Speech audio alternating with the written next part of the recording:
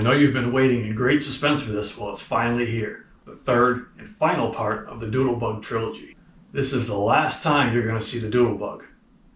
This is hopefully the last time you're going to see the Doodlebug. The plan for today is we're going to pull the engine out of it and I'm going to throw it all back together, make it look like something, and get it out of here. So, let's get to work.